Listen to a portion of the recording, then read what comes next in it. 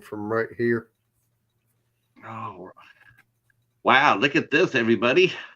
It's Patrick from Eight Questions with, and yeah, we're coming at you already full blast. With our special guest, Backlash Fisherman, otherwise known as Matthew, hailing from the great state of North Carolina. Welcome to the show. Welcome to the show, everybody. Yep. Thank you for having me. Yeah, I've been wanting to do this for a while. Because I enjoy the fishing community, and I enjoy the long rides because you'll get in your Yeah, get in there and you'll just like drive and you'll just talk to us. I It's need to pretty get back into doing those some more. those are pretty relaxing. Of course, I know I noticed everybody right away going like, I saw that the last time this week where someone saying, how do you see what we're saying when you're driving? Yeah. And I'm thinking that's a really good question. I mean, I think you have it so the you have it so because sometimes you have your camera facing outward, so we're following you like a Yes. GoPro. Yes, I sir. mean, is that what it is? Do you have is there two cameras in your car? It's my cell phone. But for so you hit the flip Yep. button. I just Okay. flipped the camera around. When you turn it, when you turn your cell phone like this, say this is the screen. The Hmm. picture will be on this side, and the chat will be going up and down the other side. Okay. Especially if you use StreamYard. Now, have you had any close calls while you're driving and talking? So far, I have not. Good, good. I Um, have the cell phone holder just a little bit to the left of the rearview mirror and down just above the steering wheel. So it's kind of really in my line of sight. So I can just I can see it and down the road at the same time. well, I know a lot of people now it's a lot of people now more and more are having cameras in their car to Okay. catch I thought I hit. could chat. I guess not. Um, they have it in their car, so in case they get into some sort of fender bender or not, there's proof that they can take the court or the police Yep. station or what have you. Um, you ever watch any of the videos with the people with cameras in their cars? Yes, sir. Okay, Yeah. without a doubt, the worst drivers in the world are Russians. Holy, I don't. You know what? I'm just if I was Ukraine, they're fighting the war with Russia. If I was Ukraine, I wouldn't send missiles. I wouldn't send bombs. I wouldn't send jets. I would get as many cars as they could get, and just sit there and say, "Here, have a free car, have a free car, have a free car," because they're such poor drivers. They would just end up killing themselves without you losing a single man. They're horrible. I actually was reading the story just a little bit ago. One of the UFC fighters from Belize got hit by a bus this week and died. Huh. 29 years old. Who did? This is my towel. And your bean box. Huh. Excuse me. I gotta. Yeah, guest appearance from Coastal, possibly. Oh no, fine. Stick your No, come on. face in here, stay low. The more the merrier. Uh, Oh, the B-Bot. Yeah, B-box. She does. We have ordered what's called My Zoo Box from. It's a monthly subscription box for Panda, okay. and it comes with little different activities. A stuffed animal. This month was a bumblebee Honeybee. or Nice. honeybee, and it has little things and little toys and different activities and stuff in it. Yeah, I was gonna get her to. Good. She can play. Go check out Crystal Waters' channel. She did a full unboxing of this and went over the link and everything for that. So Now, has your channel grown to whereas you've been contacted by companies to do unboxings and to talk about products? Have they contacted you and started sending you stuff to review? I have not grown that much yet. Yeah, Even I at, got. I'm I at got. Okay, go ahead. I'm at 1435 right now myself. Coastal's only in the 300s still. She has not grown at all. Oh, she's sub frozen. Oh, Something that's like that. yeah, that's a real thing too. Sub She's frozen gotten is around 330, and she's just stuck. she Yeah. hasn't grown. She hasn't shrunk. Yeah. I've seen that happen before. I've seen that where, yeah. Well, actually, there's a gentleman who now it's dark, and his channel got him and his partner at the time. They went over 1,000. We were all celebrating them over 1,000, and then YouTube came by and wiped them out and pushed them back down. I mean, they went back down to 919. They were at 1,070, got pushed back to 919. I've done that. Took over a year for them to get going. They could every time they would gain, they would gain like 10 or 15, and then it would go back down. It was terrible. If you don't grow originally, as I will call it, where it's actual genuine, original, true subscribers, if people just sub to you with like 3 or 4 accounts at one time, they'll take the original main channel, they'll leave that on your channel, but they'll go in and take those 3 or 4 off. It might be right then, it might be 3 or 4 months down the road. Yeah, they want you to. It's funny. Like sometimes when you first go on, it's really funny. It's like when you first go on, you do growth channels, right? You go there, or you hype up everybody's channel. You fight for subscriptions. You fight. I've actually grown faster since I passed 1,000 than I did before I got there. I haven't. I've actually slowed down a whole lot. I'm only getting like 1 or 2 a day now. I was getting like 5, 10, 15 a day. Yeah, I wasn't getting that. I don't go out enough. I've noticed that the last 3 or 4 months, I'm not super active outside my channel, which is probably one of the reasons why I've slowed down. Because you have to get out there. You have to be seen in order to, you have to be engaging. One of the reasons I've slowed down so much is I haven't done as many live streams lately for people to share me out. I'm trying to get it where I'm more video oriented and less live streams, but here lately I've been too busy to do live streams or videos. Hello everybody in the chat. I see Hobbs is here. Mayanne, hello. Echo. Waffles is here. Hey Waffles. And see who else is here. Make sure I didn't see. Of course, Sad is here, and I saw somebody following us on Facebook. Thank you so much. Cool. Thank you so much for following us on Facebook. Yeah, I do. I do the dual stream now. I do That's cool. Yeah, I set it up to where it's live here and on Facebook. And of course, there's the mighty bat in the house, Al Lucard, everybody's favorite bat, Midnight Society. Yeah, I subscriptions in trying to grow a channel. I mean, it is interesting, isn't it? I'm trying to do more videos with I'm with you. I'm trying to do more videos, but I know I need more variety. And if it ever could warm up over here in Michigan, I would actually be able to do that because so you're in Michigan. Yeah, you're a little bit north of me, then. Yeah, I'm in the southeastern corner. I'm about 35 miles away from Toledo, Ohio, so I'm not that far away from Ohio. So you're Central Standard Time then? No, we're Eastern. You're still Eastern, okay. Yeah. You're close to the line. I think the line. I want to say the line is Illinois. I know Kentucky switches over. Somewhere in Kentucky, it switches over to Central. Now, were you born and raised in North Carolina? Have you always been a Tar Heel? That's an interesting question because I was actually adopted. and Okay. I don't exactly know where I was born.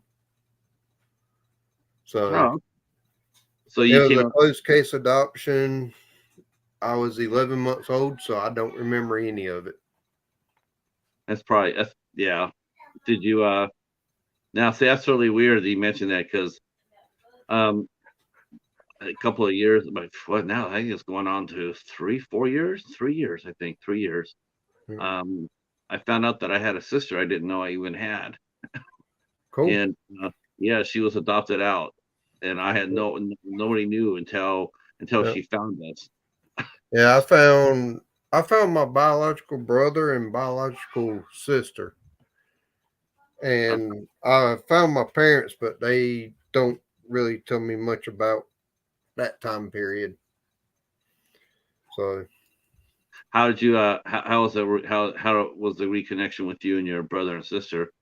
brother has been okay. Sister's been hit or miss. It's a real I She mean, she somewhat stays off grid a lot, so it's hard to really talk to her much. uh mine's been it's been fantastic. I have to admit Yeah.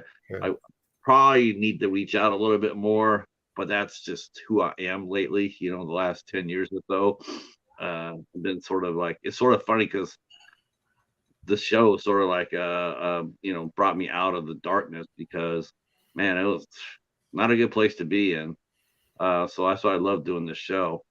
And but I was really it was really a shocker to find out you had family you didn't know. Yep. It's like, I just put a comment on the Facebook side too. oh, okay.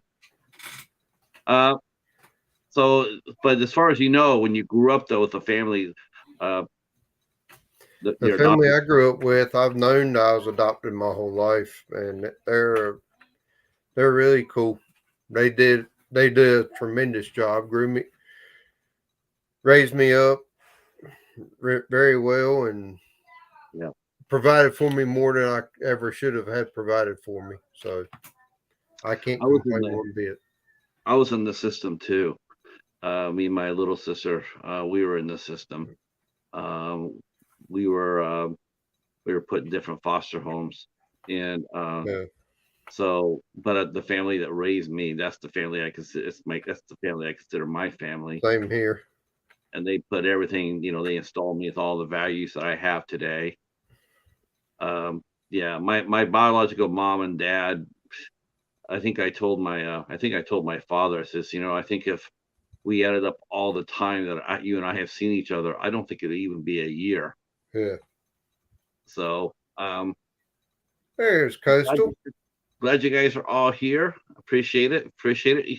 Share us out if you wish. That would be awesome. My lovely half just came in.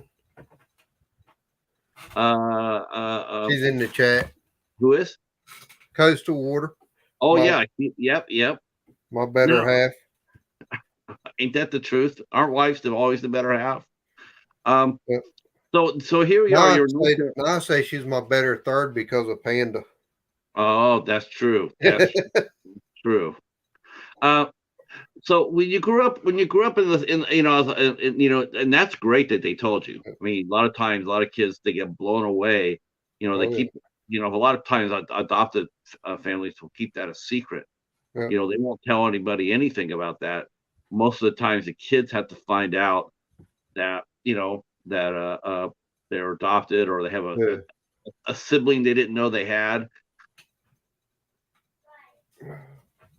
Oh, I feel like I'm gonna sneeze here. It's cold here. So how many people were you inside in your family growing up? Did you have any brothers and sisters growing up? Nope, just me. Oh, okay.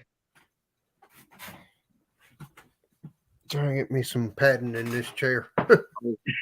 No doubt. I actually found a blanket that I knitted or crocheted laying here in the floor beside me. Where did you go to school at in North Carolina? Were you always with your family? Were you always in North Carolina, or did you guys move out? Always been here. I Yeah. grew up on the coast. Yeah, you do sound like from the South. You definitely got your Southern accent going on.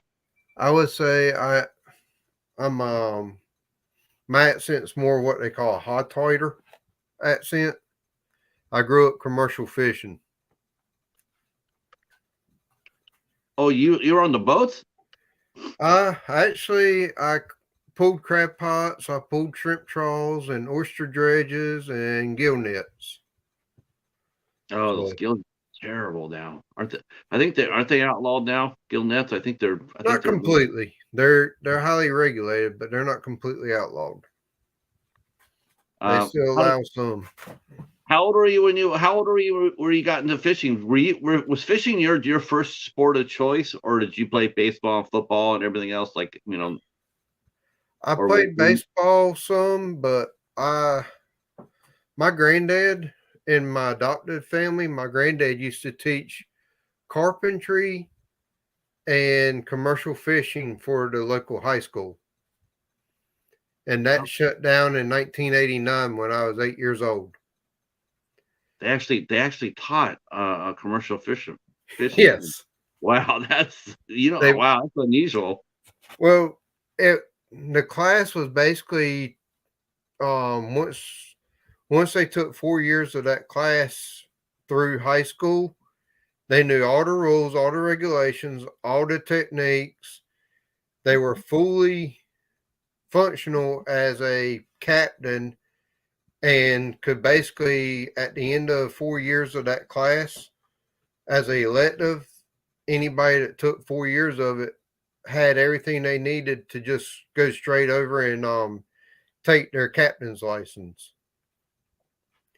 That's unusual. I mean, the only state I could actually think of that would actually have something like that would be Alaska. Do you think is that still going on? Does North Carolina still have classes like that? Commercial? I don't think so. Wow. Though, now here's a question I'll ask you. Another place that would probably had that might be like Gloucester, Massachusetts, where the movie The Perfect Storm was filmed out of. Yes. Yes. That would be, and that's somewhere I want to go and see the Commercial Fisherman Memorial Wall. That's a scary ass movie. And the sad thing is, it's actually a true live event movie.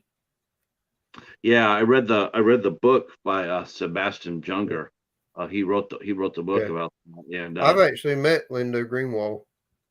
Oh, did you? Yep. What was she like? Just like she is in the movie, just as friendly as she can be. She's no different. Wow. I was down to Outer Banks in North Carolina going out on a tuna boat. Like the current show now is Wicked Tuna. Okay. Me and 3 of my buddies used to go out and catch tuna like that, and we would sell them. That was fun. Now that's what they caught, right? That's what they're fishing for was they were long lining for swordfish. Swordfish, that's right. A little bit different. Yeah. But I bet you there's one. Hey, Stephen, glad you guys are here. When I'd say when I was 5 or 6 years old, my granddad, after he would finish teaching or during the summers, he would go out on the boat to either fish or go crabbing. Before I think I was like 7, 8, 9, as the earliest I remember. I would get up at 4 a.m. with him, go down to the pier and make me a bed out of the life jackets and stuff, and had me a little blanket. I'd get up under the bow of the boat, and I would sleep under the bow of the boat till about 9, 10 o'clock, and then I'd just ride the boat with him all day, out commercial fishing. Now, was your first experience saltwater or freshwater? Brackish. Where we're at, it's brackish water. That's still salt though, right? It has some salt content in it, but it's not high enough salt levels to be considered ocean water. So what was the first fish you went fishing for? I somehow don't see you with the little Zebco in your hand. I see you probably having a full rig. Actually, the first picture I have of me fishing, I was sitting on the pier with a cane pole in my diapers. A cane pole. Oh, Yep. Well, I don't know. I think a cane pole is still stronger than a Zebco. Do you remember the little Zebco poles they used to sell? Yeah. Oh my gosh, man! You get a bluegill on there, and it's like trying to bring in a Goliath grouper. Um, the poles my parents did say that I caught my first fish before I took my first tips. Yeah, that's fun. That's fun. Which that was a little bluegill or sunfish. Was it bluegill? Yeah. Damn, bluegills are if you're gonna take a kid fishing, if you take a kid fishing, that's what you got to take them fishing for. My granddad's pier used to be the best place to fish on the whole creek because we'd get in from doing our commercial fishing gill nets or whatever. Well, before we would go to the market to sell stuff, we would process what we needed to fill our freezers. And by processing it, any scraps we would throw back into the water for the fish and turtles or crabs or whatever to eat right there at the dock. And you could sit there and catch brim and croaker and whatever all day long and never have a problem. I'm sure you probably still remember the sensation. Do you remember the first? Do you remember the very first fish that you did catch? Do you remember? I don't. No. One of my most memorable fish I think I caught when I was younger was a jumping mullet or a sea mullet, striped mullet, sea mullet, whatever you want to call them. I think that thing. I hooked him on a cane pole and he pulled like crazy. The funnest fish I've caught was a red drum on a cane pole. My folks love to fish too. My dad Lou, he used to love to fish. He used to go fishing for stripers too. We didn't have restrictions for stripers back then. Now they had to be 18 inches. That's the only limitations. He had to be 18 inches. So you catch a striper and test it out and make sure. But as far that was actually my first fish that I ever caught was a striper. But it was I got in a little pocket. I got in a little honey hole, and all I had because I was too small. I just sat there and they dropped the line. There's no casting from this kid. Just drop it in there, and then you just sit there. Everybody else is casting, and I'm dropping my pole down there. And then I'm getting hits. I'm bringing them up, and there's stripers over and over and over. I must have caught like 6 or 7. Yeah. But they're all too small. But still, I was the only one catching anything. Yeah. And then the first saltwater fish I ever caught, I didn't bring it in, but I hooked it. But I didn't bring it in because I was weighed just as much as I did. Caught a blue shark, and out off the coast of California.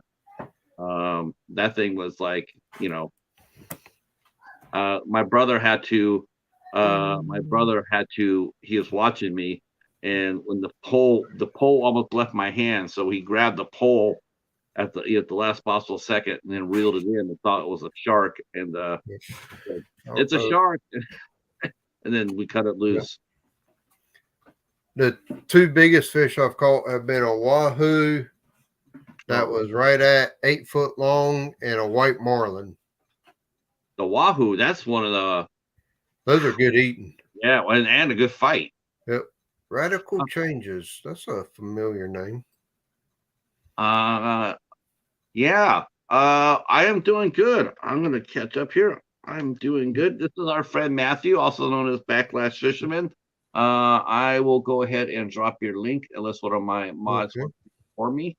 That would be awesome. I'm going to, but I'll do it.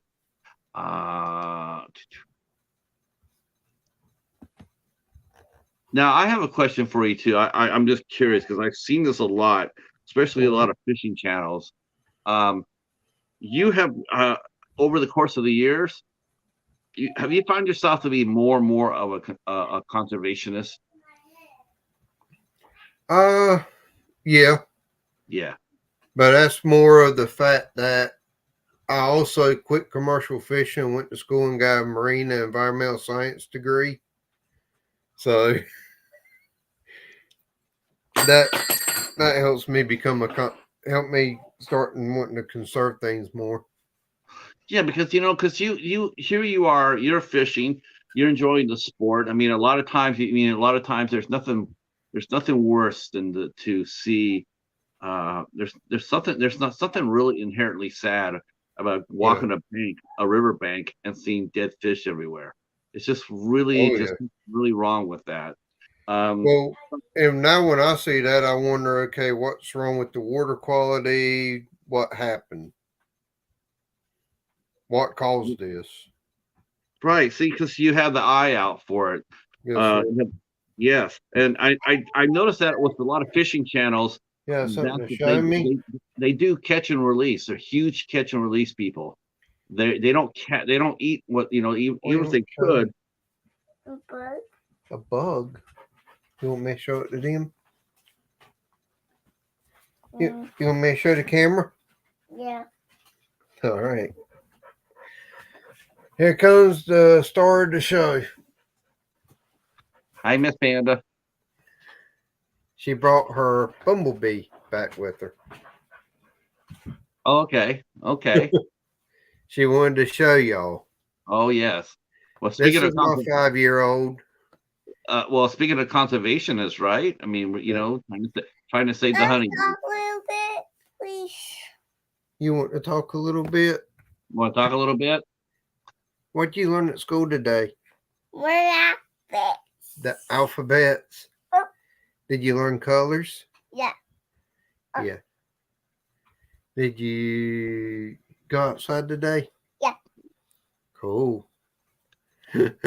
She'll take over in a heartbeat. Night Fright talk show. So he was in a bass club for 10 years, and he did a good job winning back-to-back with largemouth, and won 2 trophies, a smallmouth and a largemouth. He could never win the big bass of the year, though. Yeah, I think the biggest freshwater fish I ever caught was definitely I caught a 7.5 pound catfish. That was a lot of fun. The biggest freshwater fish I've caught is on the banner of my channel, and that's a channel cat. Okay. Oh my God, catfish get crazy big. He was like 30 some pounds. Yeah. Funny thing about that channel cat, at the time, the state record was like 5 pounds more than that. And about 3 years after I caught him, they determined the state record that they did have was a blue cat and not a channel cat. And they revoked the state record and sent it back down to like 20 pounds below that fish. So if I had actually gone and had it weighed, regardless of state record, just for like a citation, because North Carolina, we have what's called a good citation, where if a fish is over a certain length or a certain weight, you get a certificate of catch. Oh, nice. And they call it a citation, but it's a good citation, not a bad one. And if I gone and had him certified as a big catch or as a trophy catch, when the old record got taken away, that one would have been put in its place. I would have held a state record for a while. But in turn, because it wasn't a state record, I didn't go do that and ended up eating the state record. Now, of course, lately, because I know that the professional anglers tour is a thing. Right. Did you catch it? Did you catch that last year when they caught? I dare say it happened here in Michigan. During 2 tournaments, they caught 2 different people cheating on a professional fishing contest. Yeah, where they were putting the weights in the walleye. Oh my God! Yeah. That's I honestly I think that is probably I was like, I don't see how anybody could get more stupider than that.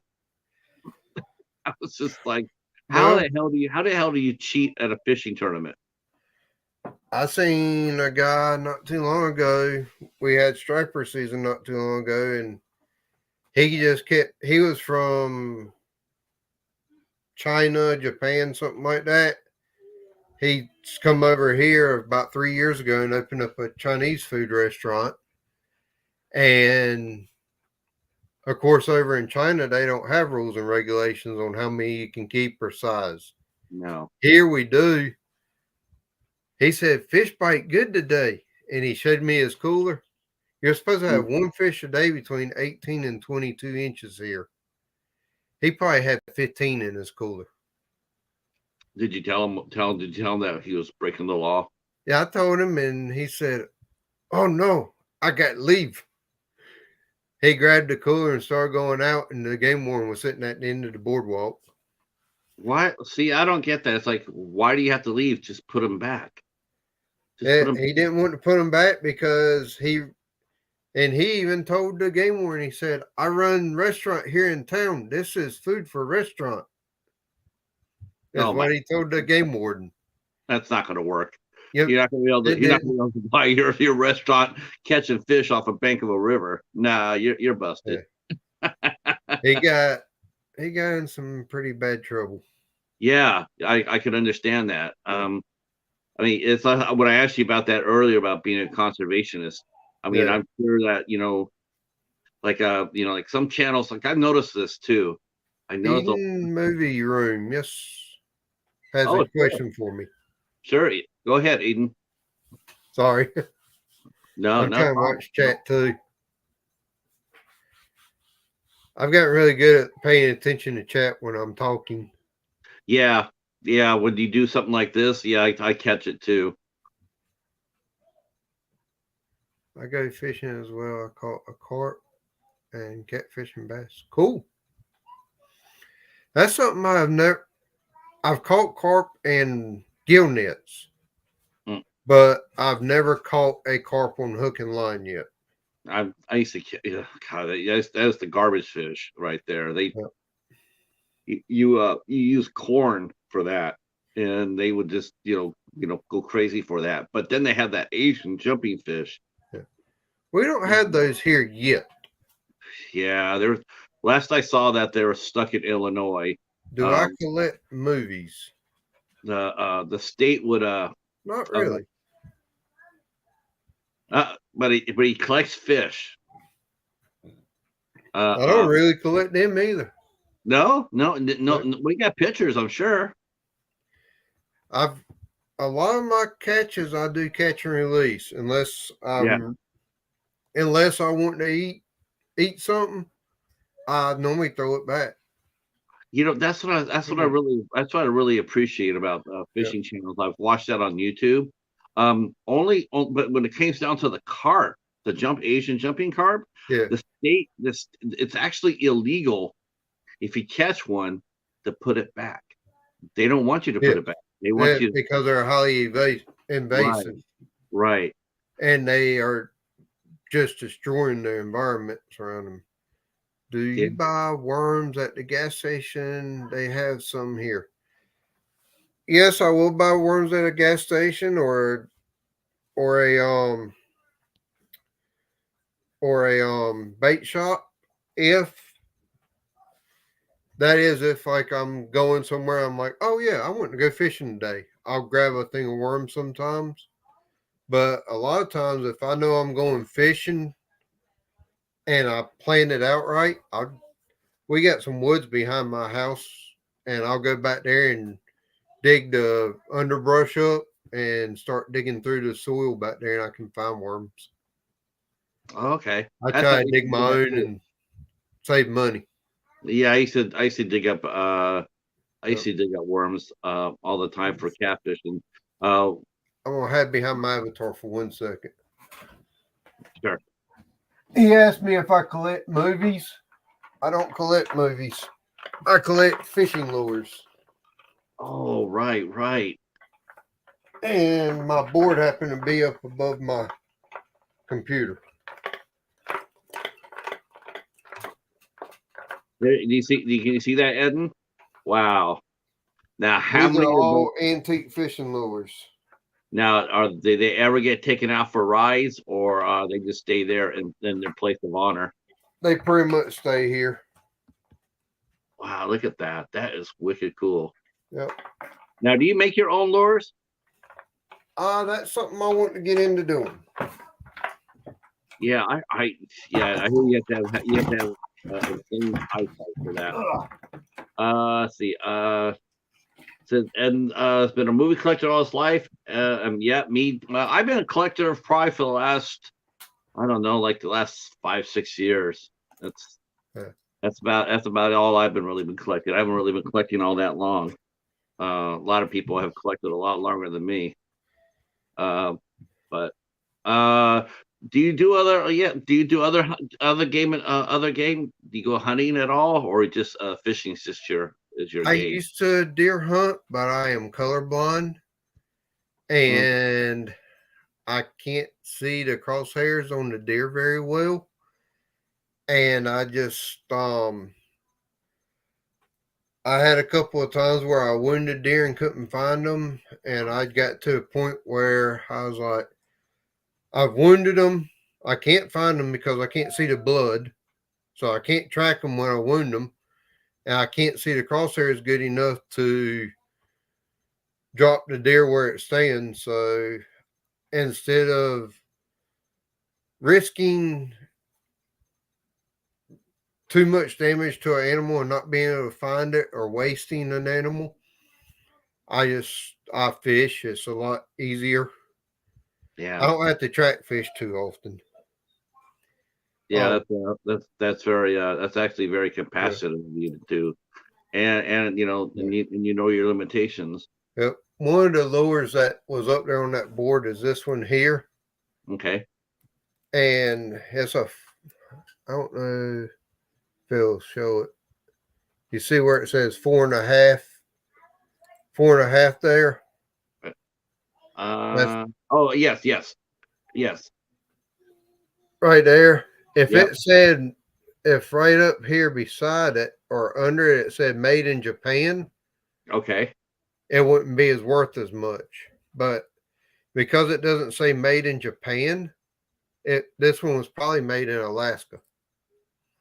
And that is actual whalebone and handmade. Now, how many lures do you own yourself?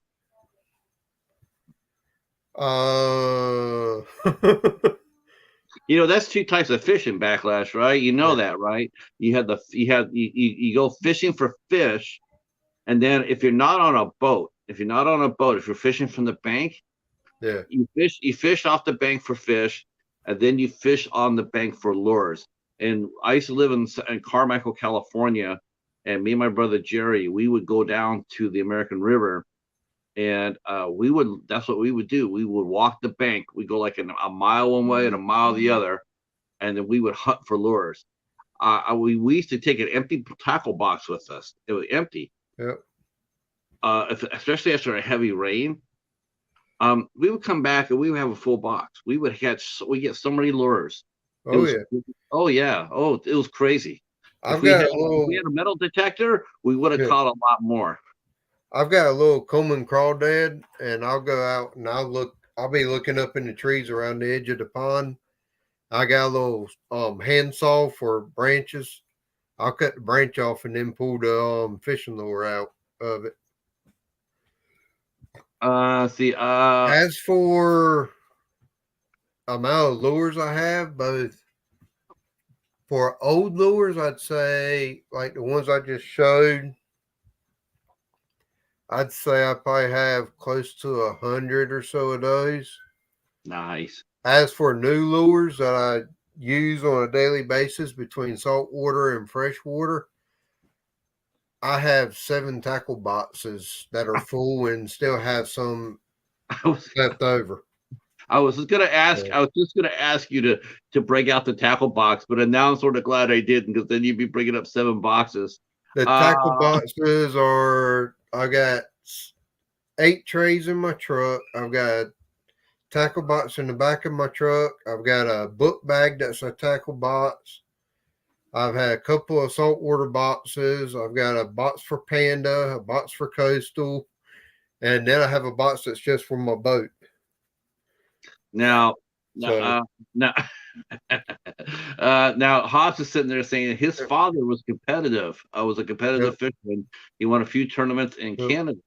We do have northern pike here, and I do occasionally catch those. The 2 ponds that primarily had the northern pike in them have unfortunately now been posted due to people wanting to trash the areas around them, which is really sad. But as for walleye, I think we have walleye in North Carolina, but I got to go across the state to fish those, and I have not been yet. Let's see. Have you ever caught a alligator fish or alligator gar? I've not caught an alligator gar, but I have caught an alligator. You caught an alligator. Oh, yes. We do have alligators in eastern North Carolina now. Yeah. In Hyde County, like inland Hyde County area. Yeah. In the marshy areas, we do have those. Yeah, I've been reading about that. And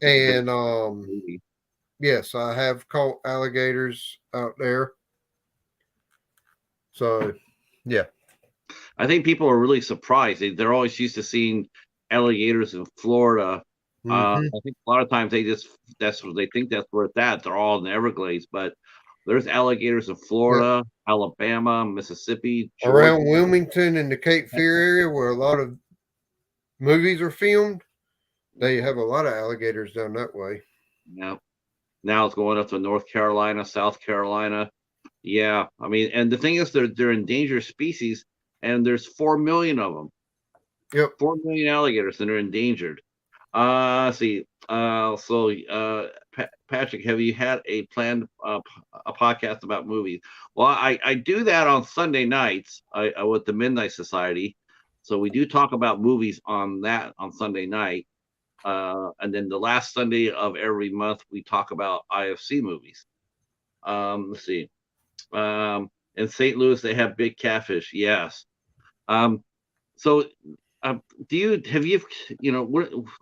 one of the things I really do appreciate about fishing channels here, and I think you've probably seen this as well, but there does seem to be a really constant. I mean, to me, the best channels are the ones that they do catch and release.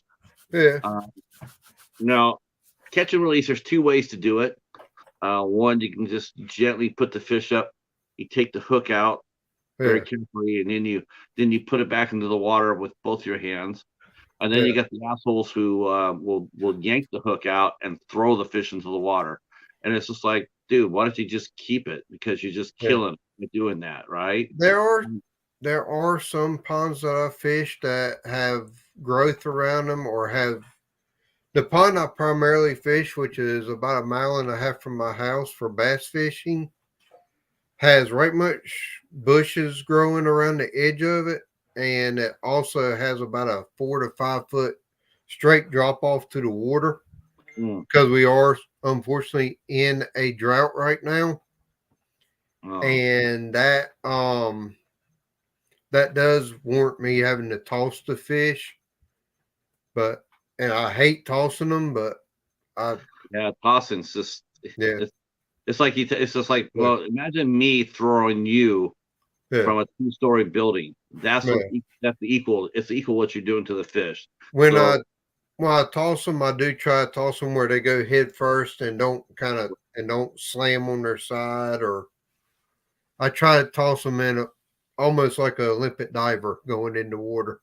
Exactly. Do you think that American fishermen, do you think that they are doing a good job as far as that goes? As far as do you think that America itself is doing enough to conserve the sport? I mean,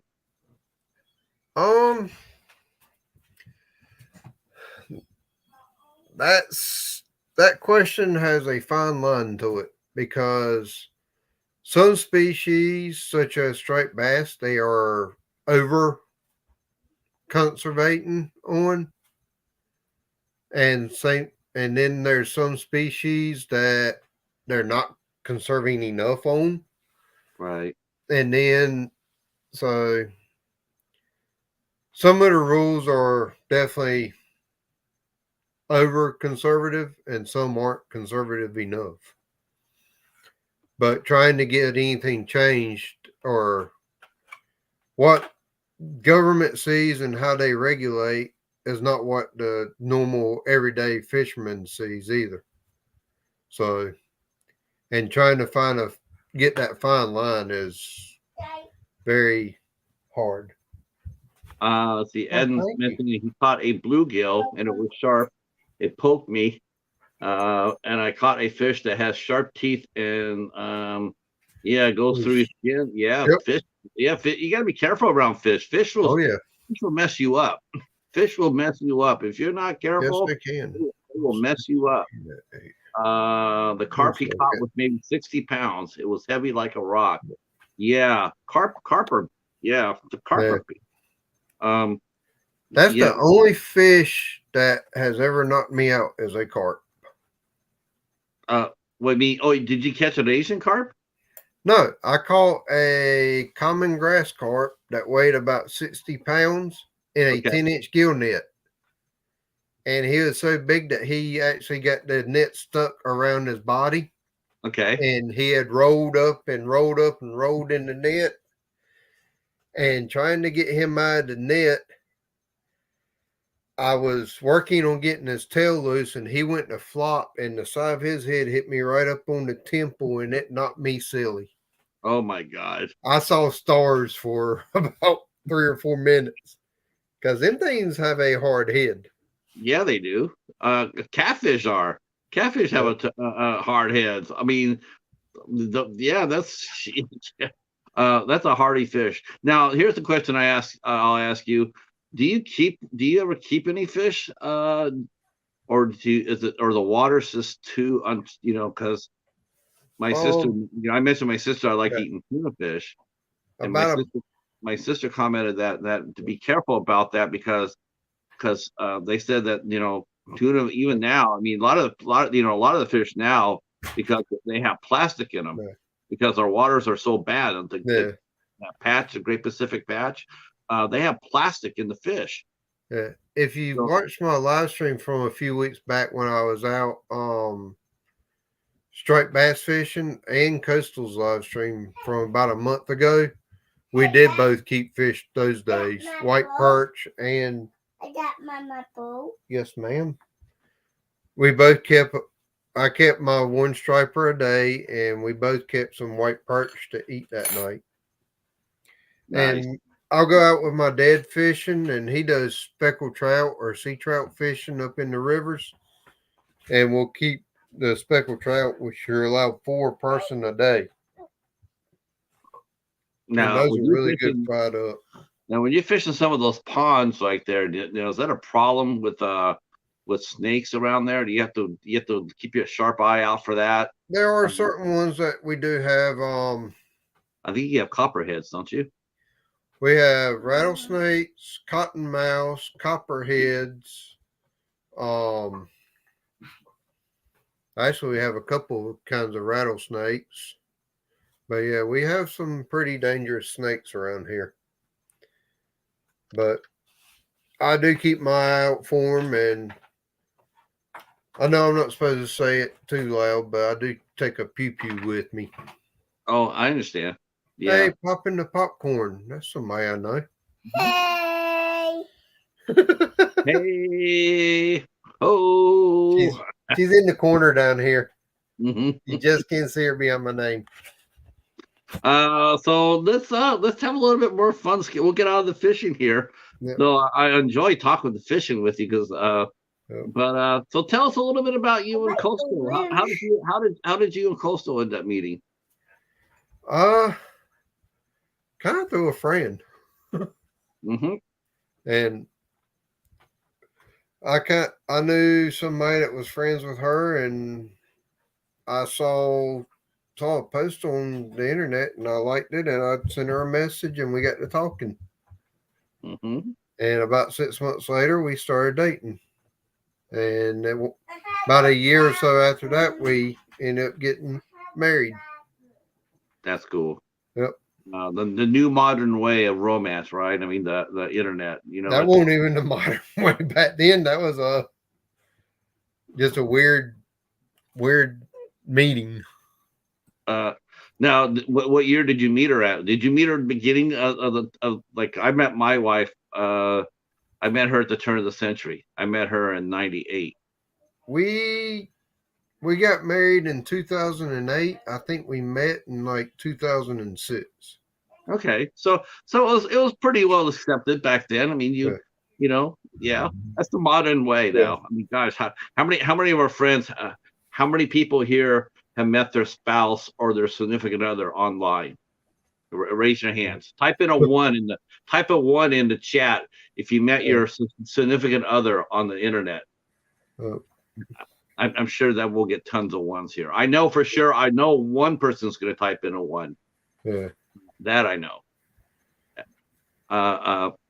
Yeah, that's cool. Now, does she have all the interest? Did you? Because I was thinking myself, I thought maybe you guys met on the pond, and she was out fishing you. She was out fishing you. She was out catching you, and you're like, if you can't beat them, marry them. You know. No. I actually had interest in her first, so. Yep. I think you know what it is. I think if she came over here, I think she would probably say, "Well, what was the one defining reason what made you fall in love with Backlash or Matthew?" And I'm sure she's going to sit there and tell us it was the 7 tackle boxes. Nah, it won't that. That's dedication. We talked for probably 3 or 4 months, and then we kind of went our separate ways. And then I just kind of then I decided, okay, this is somebody I kept thinking about her. So I finally out of the blue one day called her and humbled myself and was like, okay, us not talking was a mistake. I think it was the fact I humbled myself. You know, it's funny. It happened to me too. You know, after when I first met Lori, you know, it was like sort of like the Wild West, you know, and I had just came off a relationship, and I just wasn't looking for anything like that. I was like sort of like, you know, shy. You know, I was like, I didn't want to. I was afraid to commit to anything because I was afraid of getting hurt. So and plus I was enjoying being the cowboy, and so we did meet, and you know, and it was great. But that's what was so bad about it. It was so awesome that I got scared. I was like, oh, she's too good to be true. Yeah. And so, you know, guys sort of shy away from that. And the guys in the chat, I can see them all going like, yeah, he's right. I know I'm right. we tend to shy away from something really good because we're a little scared of it at first. But then once we wake up and smell the coffee and realize that, you know, this is awesome, then we come back and hopefully we can go back there and reconnect. So I came back to reconnect. I didn't know that we were going to get married, but that's where it led to. So I didn't either. I didn't know that until my third trip out here. When the third time I came out here, which was actually the last time when I said I'm going to move back here, I knew. I knew. I woke up. I realized who she was and what she was about, and I said, yes, this is the person for me, and I'm the person for her. You good? Okay. What does she want to? I think she's getting ready to go to bed, I think, and get Panda in bed here shortly. Okay. Here in the next 15-20 minutes. Now, how long have you had your YouTube channel? When did you start your channel? Technically, this channel was created under my actual name back in 2009 or 10. But as for actually putting up videos, that was 2020. Yeah, 2020 to 2021. Sort of the tail end of the pandemic. Yeah. Well, I met Paul Basson and First Time Fishing Adventures, and a guy that's his channel name is HK2 Production. Now, I met them all at different ponds around here, and I'd seen them doing YouTube and stuff. So I've been watching them. And then one day on Memorial Day of 2021, I was like, hey, it's supposed to be like mid 80s, great weather. Couldn't ask for a better day. Light winds, upper 70s, low 80s, low humidity, and just bright sunny skies all day. I didn't have anything going on. They didn't have much going on. So that Monday, we all got together, and I called a couple of them. I was like, hey, meet me at this pond and we'll all go fishing for today. Just have a little competition, see who can do what. Okay. And I don't have a channel, but y'all can collab.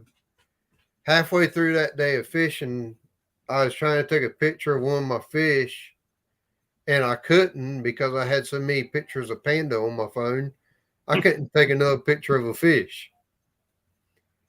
And I had to go back and delete some of my old fishing pictures to be able to take new fishing pictures. I didn't like doing that. So, and I think the very next cast that day, I backlashed. I said, Now, that's it. My explain to channel's people going to be Backlash Fisherman. Now, explain to us what a backlash is. A backlash is where you get your reel knotted up really badly. Now, anybody who's honest will tell you that they backlashed. It can be a wind knot, which is I've on a backlashed spinning reel. before. I have backlash before. It can be by a wind knot on a spinning reel or a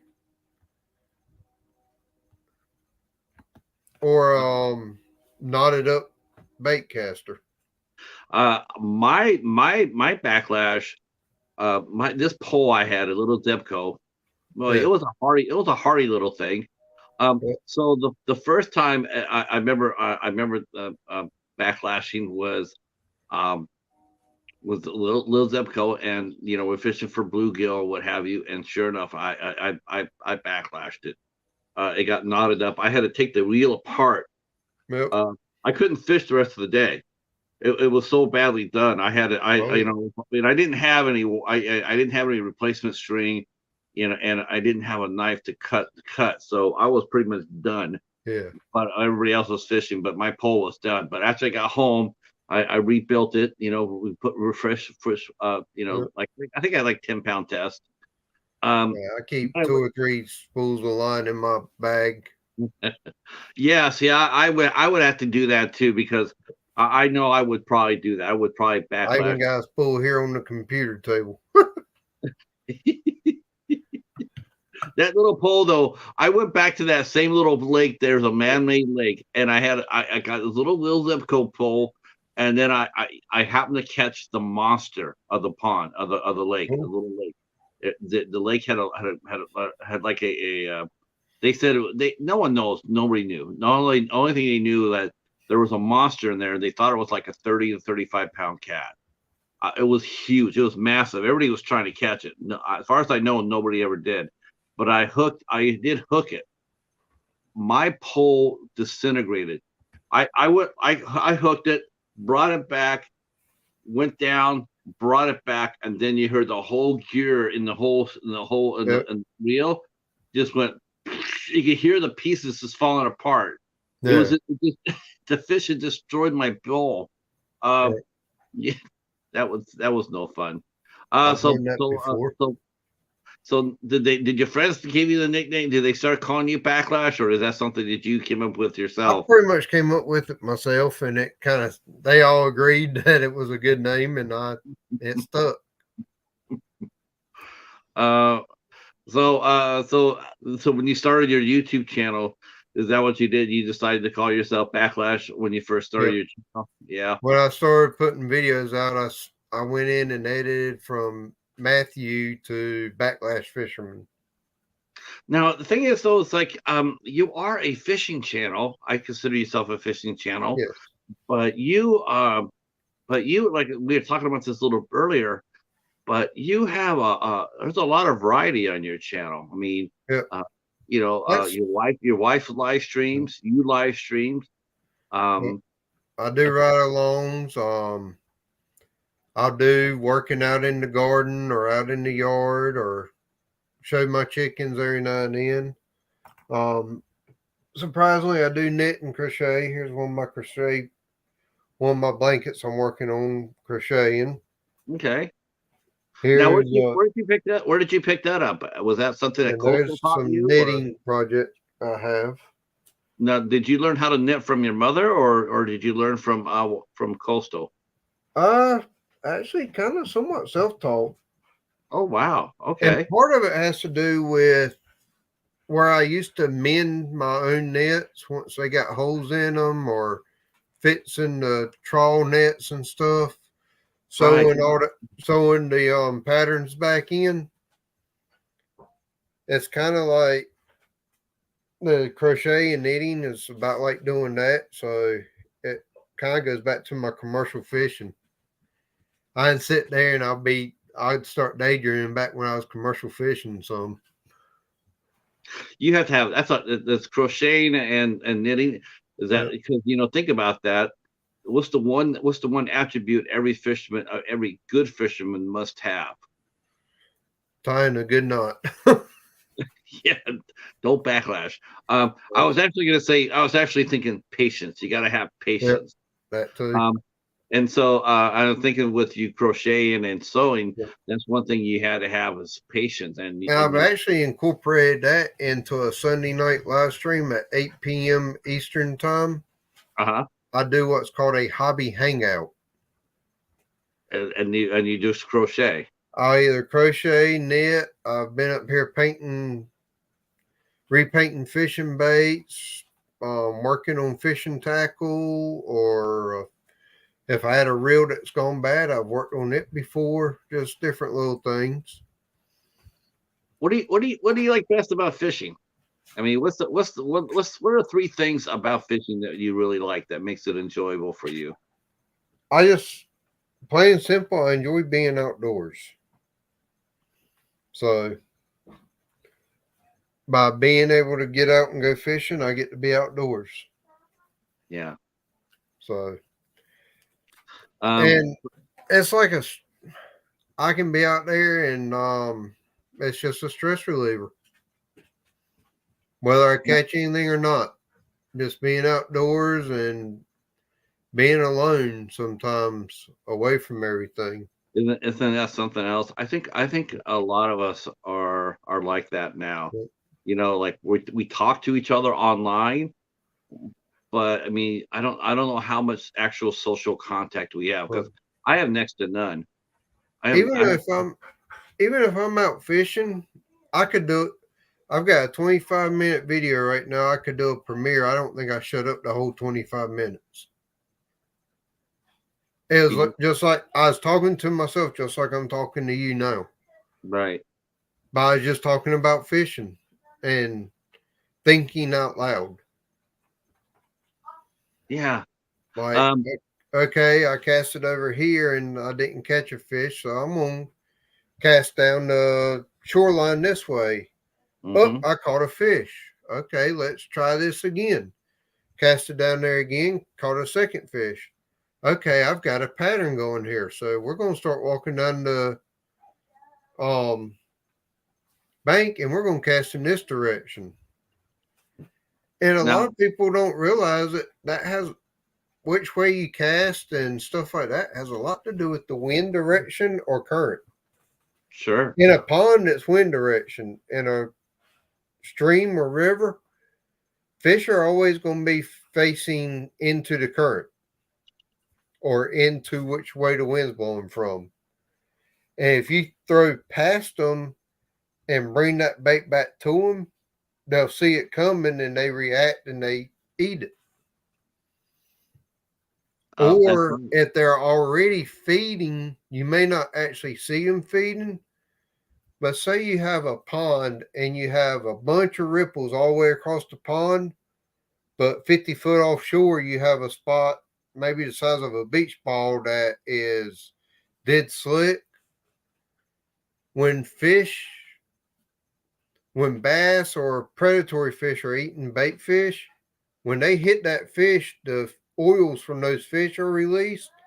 They come to the surface, and that oil will make the area slicker.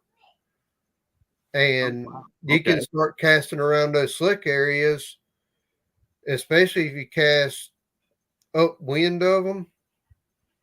You'll start catching fish because they're feeding down below the surface. You get the right bait in there, they're going to bite your bait. Now, do you just strictly go day fishing, or do you go at night? Like, I know we used to fish for catfish. We used to like to go in at night. We do fish at night some. A lot of times if I do that, I'm out on a pier or somewhere. I don't go to ponds at night. Mainly because most of the ponds around here are out in the country, and we have bear and coyotes and snakes, and now we're starting to get skunks around here, and I don't want to run across a skunk or a rabid raccoon or bear or anything like that at night. No, I understand that.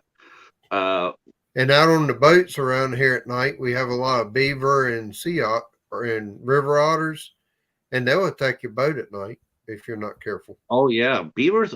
People. I don't think people really realize how dangerous beaver are. Beaver will mess you up. Yep. I've seen videos where guys will go out there and they're trying to break down the dams, and I mean both their eyes. It's not, before you see one eye. One eye I'm breaking the dam with, the other I got an eye out for the beaver. Yep. You don't really see that. You see the guy like he's blindly jabbing at the dam because both his eyes are out there looking for that beaver, because beavers will they'll mess you up. Yep. I've had them come right up beside the boat and slap their tail. Andre, hey buddy, how you doing? Andre's one of our best supporters, and yes, he's a tremendous fella from New Zealand. He was a supporter of mine at one time. I hadn't seen him lately. I wonder if YouTube took him away. Oh yeah. You know what? That could be true, Matthew. Because I see he put full support, thumbs up. I know he was a supporter of mine at one time. I think I met him through Tuber Chat. Yeah. About the time he hit 1K. Yeah. I mean, a lot of people, once they hit that, someone in Facebook mentions they love fishing. I gotta see who's in my chat down there. I love fishing. I just don't do it enough. I think I lost all the skill in doing it, because that's a skill. That's a skill you have to use.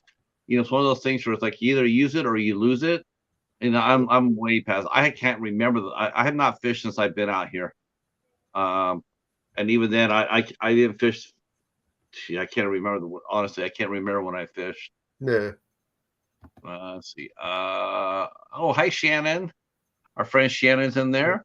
And Shannon's saying she likes fishing. Yeah. Which that's I will awesome, say, I have YouTube, TikTok, Facebook, and Instagram. There's a vibrant community there, isn't there? I mean, when you started posting videos of your fishing adventures, did you find your channel just suddenly blowing up?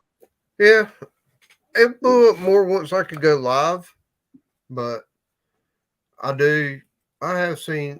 starting to get, now that I'm getting away from live streams as much and starting to do more just videos, I'm starting to get more of the fishing community to come. Yeah, I think because I think a lot of people, they just like watching. I enjoy watching the channel, the fishing channels. There was a few I used to watch religiously, like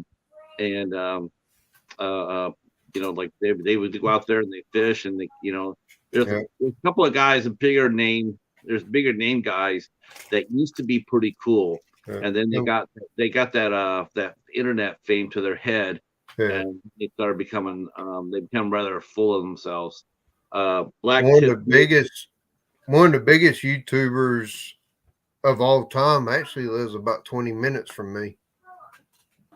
Well, there's this guy out of Florida named Black Tip PH, Yeah. and he used to be really popular. I'm sure he still is. Yeah. I used to watch his when I first watched his channel. He was respectful for the fish. Yeah. But the bigger he got, the more, he lost me when they'd be fishing out there, and then he'd be bringing up the fish that they caught, and then he would bring it up really slowly and let the shark hit it.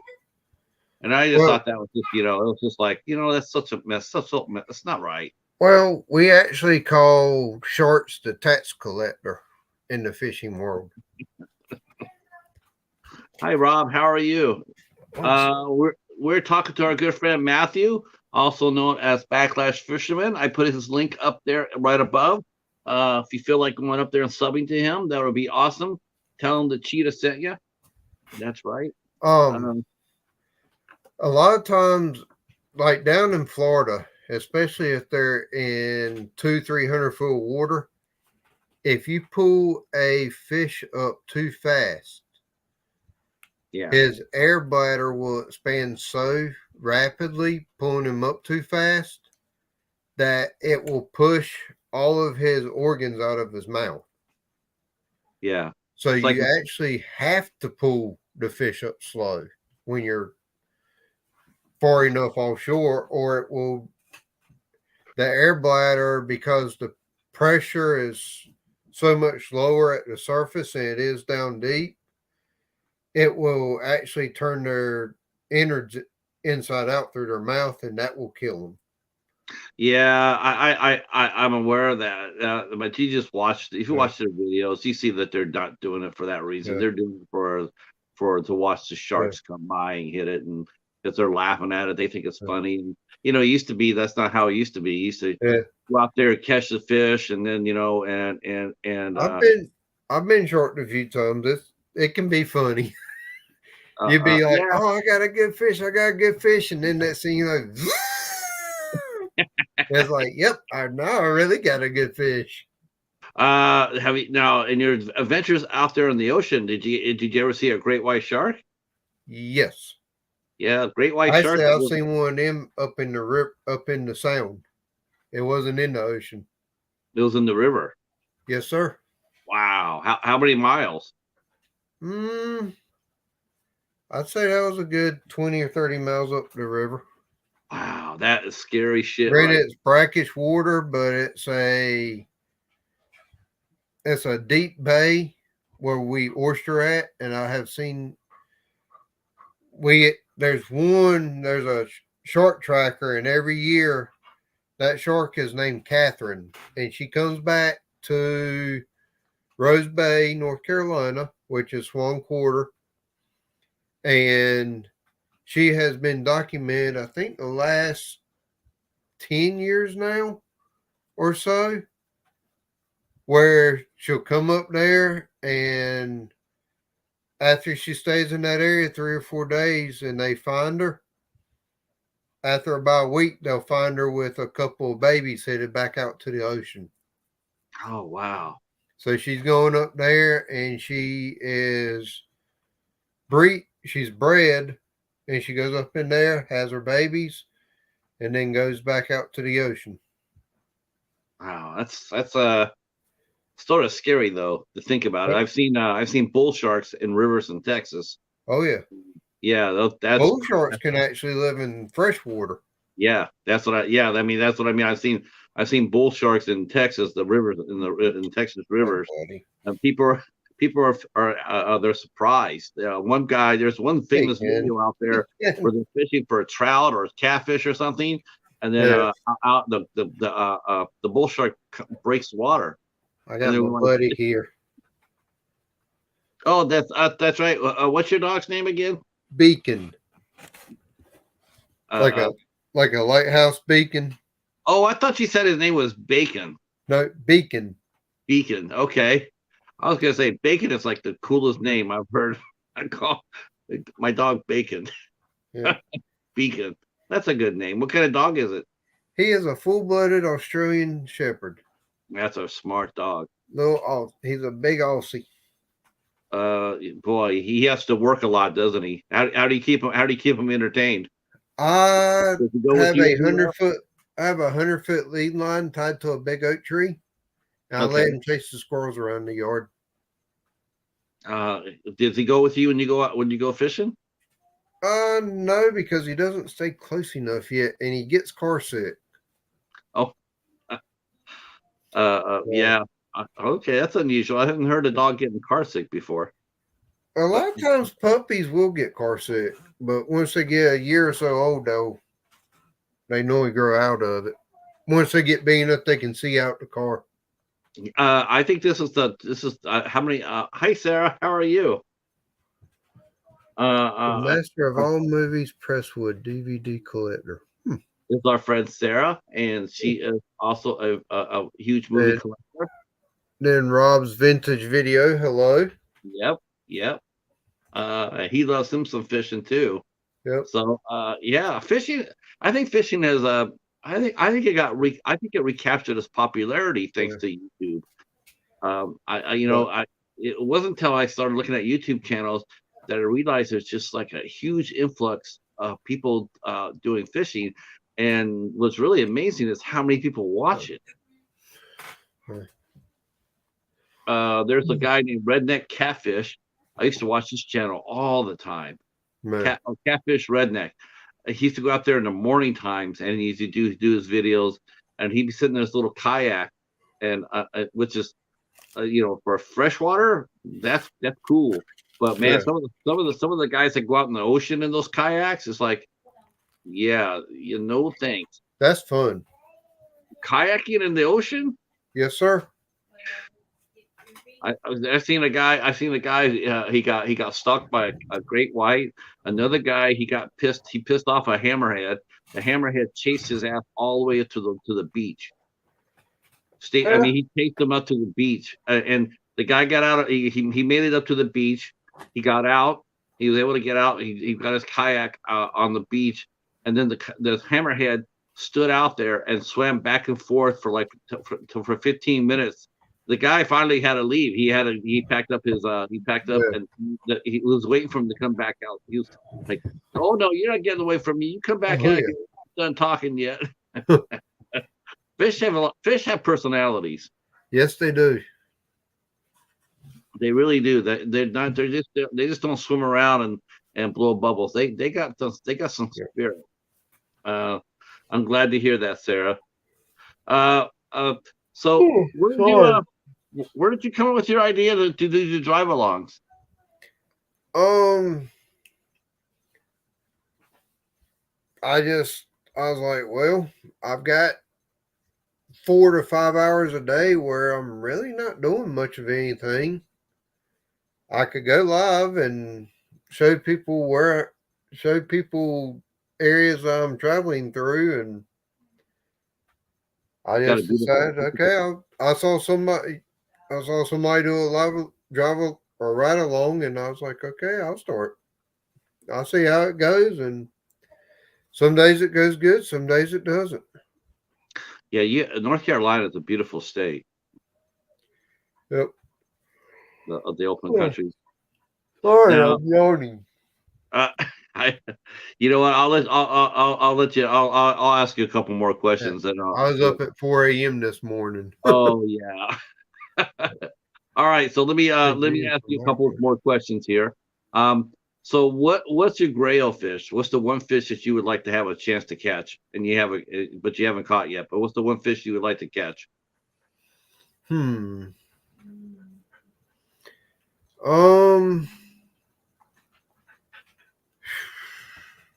And actually, there's 4 fish I really would like to catch. I want to catch a snook, okay, a peacock bass, a smallmouth, and a walleye. Those are your grail fish. Those are the ones yeah. All 4 of those would be fairly easy. It's just a matter of taking a trip. And the last question I have for you is what's next on your channel? What do you have plans for on your channel? I really never had any plans for my channel. To tell you the honest truth, none of this was planned. Like I said, I got to a point where I couldn't have pictures of fish and panda on my phone at the same time. I saw this as an opportunity. I could put my fish up here, share it with not just me, but everybody. And if it grows, it grows. If it don't, it don't. Rob's mentioned that he's been Yep. jigging for mackerel in the Atlantic when he was younger. He had That an is- awesome time. If you can find Spanish and king mackerel to jig, or if you can find mahi where you can bail them at the back of the boat, you can have some fun.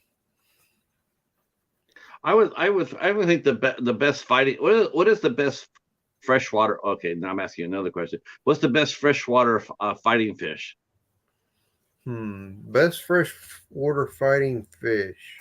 that you've encountered? It- Crappie. no, I would say a carp. Carp. Yeah, carp. Catfish are surprisingly feisty too. Catfish, Sturgeons just lay on the bottom. catfish and skate are about the same. They lay on the bottom where they swim in circles. Sturgeons just lay there. You have to pull their ass up. Yeah. Let's see. I'd say probably one of the most funnest fighting fish I've caught is a tarpon. Oh yes, yeah. Oh my god. Especially when you get the ones that want to get up and walk on their tail across the water and jump and flip and everything else and make big runs jumping.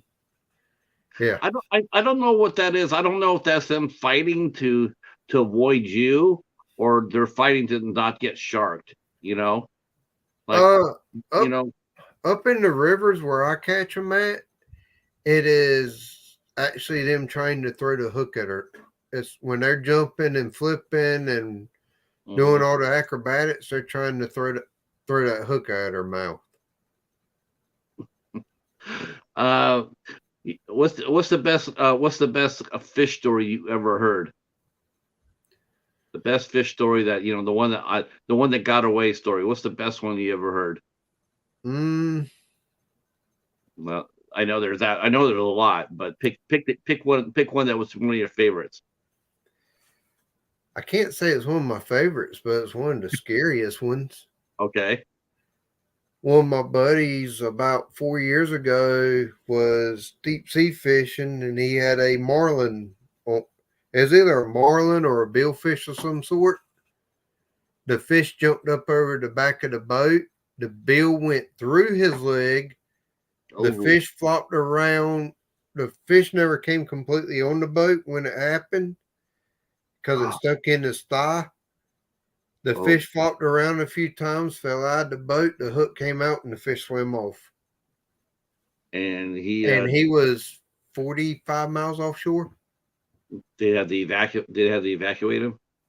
No, they took a belt, cinched it around his leg like a tourniquet, and drove in. Damn, that's crazy. He's now got about a 6-inch scar across the top of his leg. I bet. Yep. Wow. I've heard some. V. Hey V, how are you? That's a channel that comes in mind sometimes. And she will actually be where you're at a week from Friday. She will be our guest on May 12th. Okay, cool. Yeah. In fact, before I let you go, because we didn't get to do this beforehand, but I will read you our calendar because we always got to talk about the calendar. Yep. So it is now May. This is now May. We have a lot of people coming out and hanging out. Of course, we had you tonight, Matthew, and thank you for this. Tomorrow night we have actress Jackie Kelly will be with us tomorrow night at 8 o'clock. On May 4th, we have our good friend Dave Wyatt will be here with us, also known as Gino Presents. He runs a fantastic YouTube channel, and he'll be here. He'll be our guest on the 4th. On the 5th, we have our good friend Casey from the Midnight Hour and Internet Kaiju. He'll be here. Him and I will be talking all things kaiju and skateboard and whatever else we can think about to talk about. Next Saturday on the 6th of May, we have the return of Miss Crystal Lowe will be with us. Crystal Lowe, as many of you guys know, in the horror community, she did a lot of great horror films. And some of us know her from her work for Hallmark. And she has been directing. She started to direct films now, and we will be talking about her newest film that she released called Afterglow, which I personally saw. I saw that movie so far. It's an amazing movie. It's my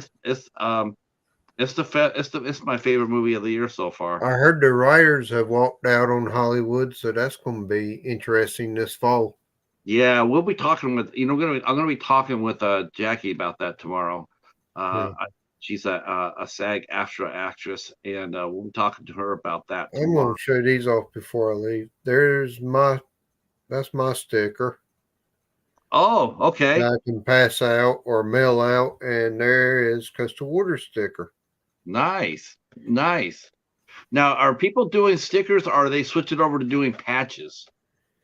I heard people are doing patches. Some are doing patches, some are doing magnets, some are doing stickers. It just depends on what's cheapest at the time. Yeah. Because like Sticker Mule will run different specials each week. So it might be patches one week, it might be magnets one week, might be stickers a week. How would someone get a sticker from you? Would they request it, or do they buy it from you? They can email me their address at backlashfisherman@gmail.com, and that's in my about page. Okay. And just send me your address and I'll throw it in the mail. Wow, that is very cool. Yep. If you want a sticker from Backlash and also from Coastal Waters, yep. I put his link up above. You can go to his his link in his about section, and you can just send. Oh, and when you do request a patch or a sticker, please include a return stamped envelope. Put a return envelope inside your request, so he doesn't have to pay for it. Well, actually, I've got a couple books of Forever stamps, so if I get an address, I'll just throw them in the mailbox and send them. Okay. Well, that's very generous of you. And so, if you guys want a sticker, by all means, go ahead and. I just got my second paycheck from YouTube, so. Oh yeah, are you making the money? I've been monetized since June of last year. I've gotten 2 paychecks. One I think was 116. The other one was 119. Yeah, I haven't. I think unless I can find unless they can allow donations to. Like I would like to, if I got monetized, I'm eligible to. I am monetized. I just haven't enacted it yet. I will say both times I've been paid, 90% of that came from super chats or memberships. Okay. Not from ads. Yeah. See, that's the reason why I don't do mine. For some reason, I prefer if somebody was to send me something. I actually prefer them doing it by PayPal, not by Super Chat. Oh, right. Because PayPal takes out 45 cents, where Super Chats have 47% taken from them. Isn't that something else? Between 25% on taxes and like 22% goes to YouTube. I just find it really, for me, I just find it I don't really want I wouldn't want anybody in my chat here. I really wouldn't want them to pay for me. I wouldn't be where I'm at without them. And that's really the case. It's like if I didn't have their subscription, I wouldn't be here. So and I just feel like YouTube is the one that's making money off me. They're not making money off me. YouTube is. They can sell ads on my videos. Well, fine, they can pay me for that. Yeah. But to sit there and ask people, I mean, I'm not criticizing anybody. Yeah. I can hear Tuber chat. I can see his fur fluff. Yeah. I'm not criticizing anybody. Yeah. I can't. And I just it's just not for me, None of the super chats that I've gotten, I've asked for. It's just been if somebody feels generous enough to do it, go for it. If they don't, it's easy to abuse though. I have seen that. I have seen that. I've seen it abused. But then again, I've also seen where I understand some people are, some people when they do donations, I understand why. Why which there's fishing rod color do you own? I think I own one of about every color there is. And Eden, I don't think there's many fishing colors I don't.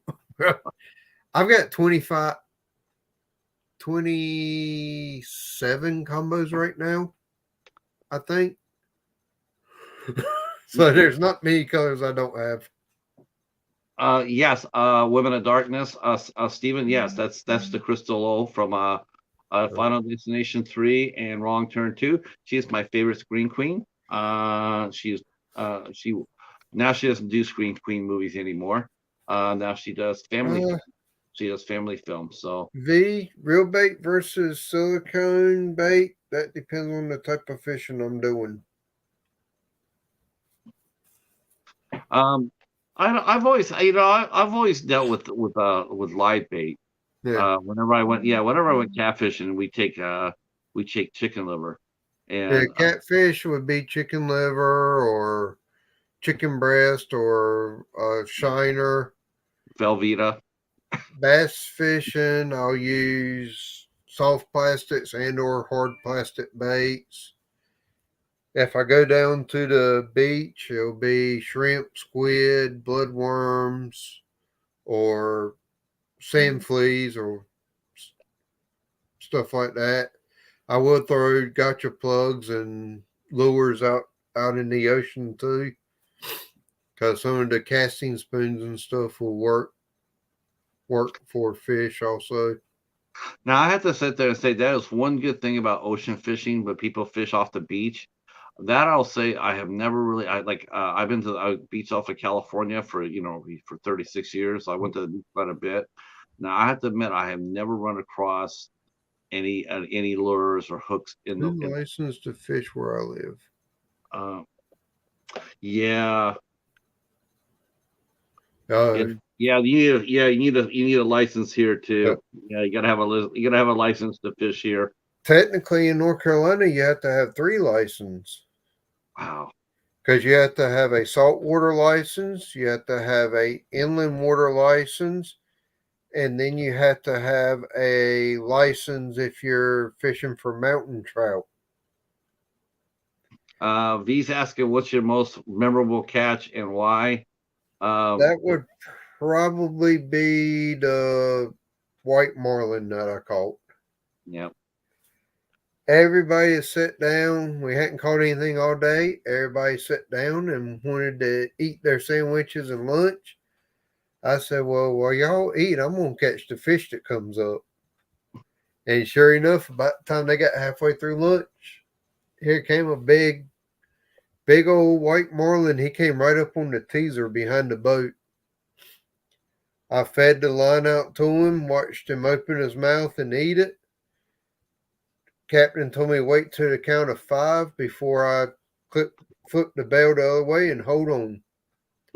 And 2.5 hours later, I caught the white marlin, and they actually grabbed him by the bill to get the hook out of his mouth, and to see him light up the way and flash all his different colors.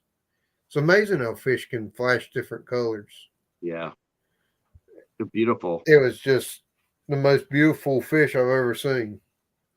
And it's probably the biggest fish I've ever caught. And the longest, I think it took me about 2.5 hours to catch him. And I was like 15. I'm 42 now.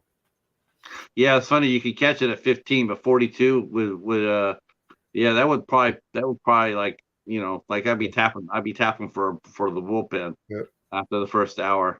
Well, I had a mouthful of sunflower seeds that day, and I about choked to death on them.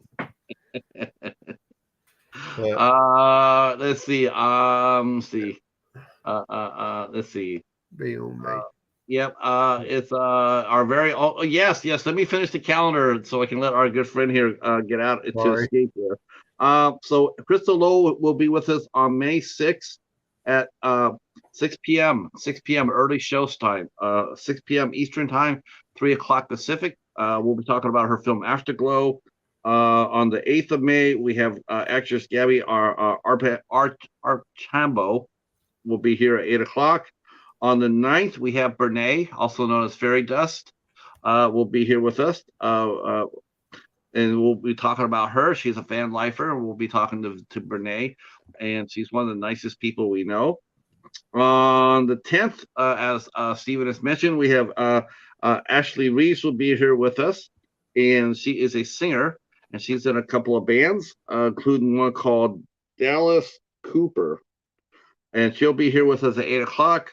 On the 11th, we have our good friend Meowtrist will be here with us. Meowtrist will be here with us on the 11th at 8 p.m. And then on the 12th, V will be here with us. Call me V in the chat here. She'll be here with us a week from Friday on the 12th.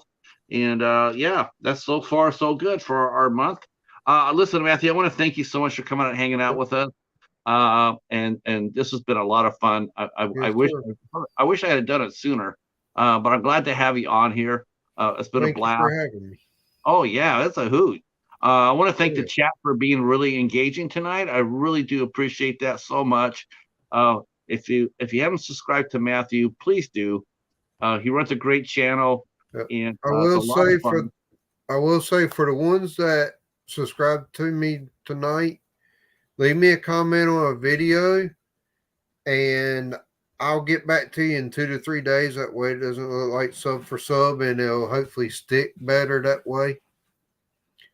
I do respond back to comments normally within 24 hours. I try to.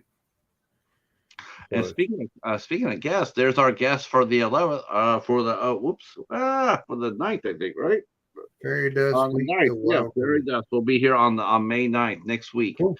So yeah, I can't wait for that. I can't wait to talk to Bernae, and it's going to be a lot of fun. I'm looking forward to it, and then also looking forward to talking to V. And yeah, it's a hoot.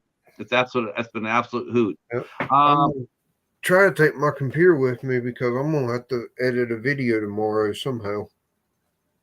All right. Yes. Looking forward to it too. Okay, Rob's just subbed to you. That's awesome. Thank you so much. Cool. And Eden's now watching your video.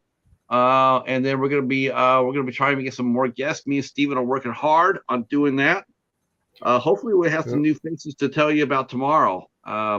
We know we got in June. We know we got some faces coming up in June as well, including one that I'm working on. I can't believe if I get it, it will actually be a real guest. I don't know about God of Fishing. I'm far from that. From what? Backlash to God of Fishing. You know what? I'm going to go with that though. I am. You know, why not? Why not? I would own it. I'm too religious to compare myself to God. Well, I don't know. You know, I'm too humble. You know, he was omnipresent. So for him taking the loaves and fish and feeding the 5,000. But you know what? I think if he had the divine power, you could do the same thing. I don't think I have that power. By no means. Our good friend John just came in here. John and his friend, his co-host, Brett Wagner, the Big Swag. They had Jerry Montano on the show on DK and the swag, big swag. That was a lot of fun too. It's a great interview. God, everybody's showing up now. You guys all got to come back tomorrow night. You guys all got to come back tomorrow night for actress Jackie Kelly. She'll be here at 8 o'clock. So all you guys rolling up to now, please come back tomorrow. I really Quiet River Monster Hunter. Yeah. I would love to be like Jeremy Wade on that show.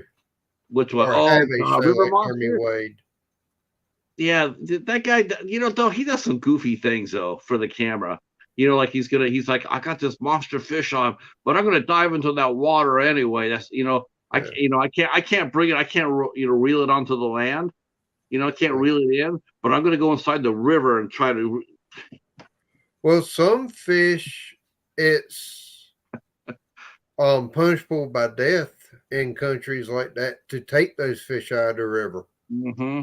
And it's sacrilegious to take them out of the river. So some of those fish he can't legally do it without he wants to get facing serious consequences. So he has to get in the water with them.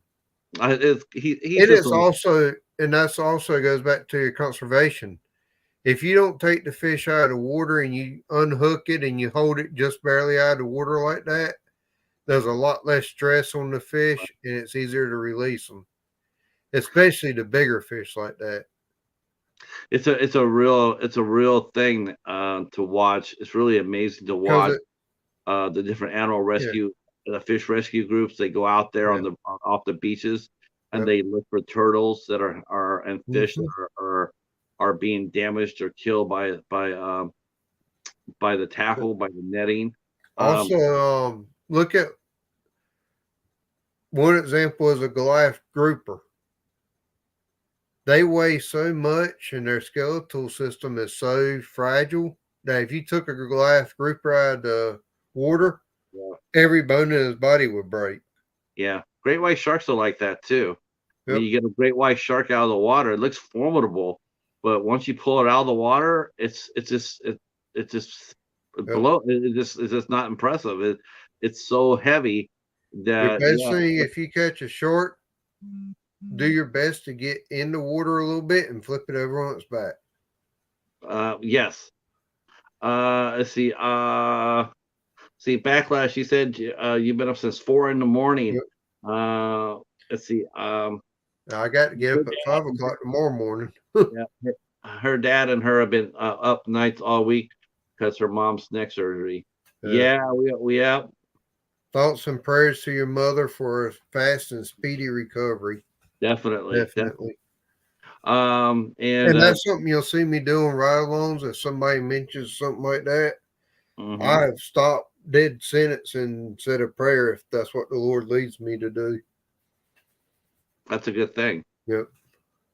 I will add that lady to my prayers tonight, and I hope that she has full healing and whatever they were trying to fix did get fixed, and that she won't have to go. They won't have to go back in and redo anything. And Stephen will be our guest in June too. Stephen Chang, publicist Stephen Chang will be a guest in June.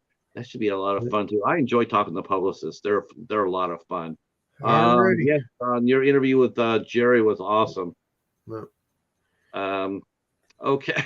Oh, my guys are all staying around. All right, let me get this man out of here. He's been since 4 a.m. I feel bad about that. Oh, you're fine. Stay right where you're at, Matthew, for 1 minute until you guys. I will see you guys tomorrow night for Jackie Kelly at 8 p.m. I look forward to seeing you, and we'll talk then. All right.